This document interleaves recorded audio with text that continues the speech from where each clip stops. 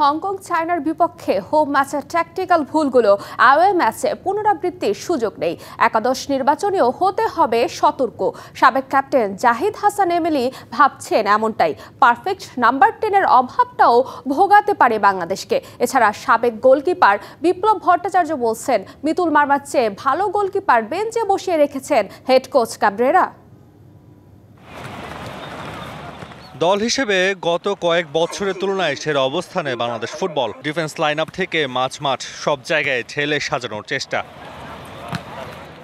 তবু যেন সব থেকেও কিছু নেই বাংলাদেশ ফুটবলে, কারণ ম্যাচে নেই ইতিবাচক ফলাফল। এমন অবস্থায় হংকং চায়নার বিপক্ষে অ্যাওয়ে ম্যাচে জয়ের সম্ভাবনা কতটা? আর ভুল সূত্রানোর খেলায় ট্যাকটিক্যাল উন্নতি করা আদৌ কি সম্ভব? কোচের টেকনিক্যাল অনেক প্রবলেম ছিল।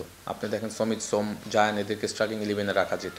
আপনার এই ম্যাচটা জেতা, কিন্তু হোম ম্যাচটা আপনি জিততে পারলে কিন্তু আপনার জন্য একটা বড় অ্যাডভান্টেজ তৈরি হতো। সাদুদ্দিনের কথা বলছেন, সাদুদ্দিন বেসিক্যালি লেফট ব্যাকের প্লেয়ার না, বাট আপনি যেটা বলছেন লেফট ব্যাকে তাকে কিন্তু বেশ কিছু ম্যাচ ইউজ করা হয়েছে, এবং বাট আউটপুট কিন্তু তেমন কোনো কিছু পাওয়া যায়নি। যে পজিশনে প্লেয়ার তাকে ওই পজিশনে ইউজ করা উচিত।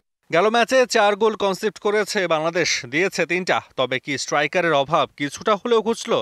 এখানে স্ট্রাইকে খেলানোর মতো কোনো কোয়ালিটি স্ট্রাইকের মুহূর্তে বাংলাদেশ দলে নাই। আপনি সুমন রেজা বলেন বা ফয়সাল আকাশ বলেন বা আলামিনের কথা বলছেন, তারা এই মুহূর্তে জাতীয় দলে খেলার মতো অবস্থান নাই। যার কারণে কিন্তু কোচ দেখবেন যে ফাহিম এবং রাকিবকে সামনে রেখে কিন্তু স্কোয়াডটা সাজিয়েছে, এবং আমি কোচের সাথে এই জায়গাটাতে এগ্রি করি।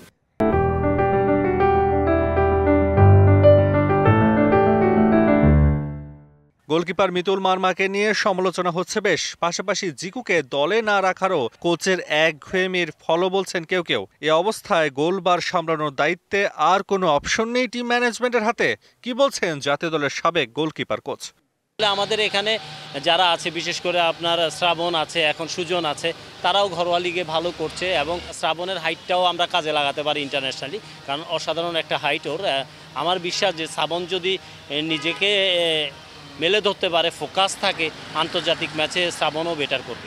বাংলাদেশ এশিয়ান কাপের মূল মঞ্চে খেলাটা এখন অনেকটাই অধরা। তবে দল হিসেবে নিজেদের উন্নতির জায়গাটায় না গেলে ভবিষ্যতের ফুটবল যে আবারও রং হারাবে না, সেটা কে বলবে?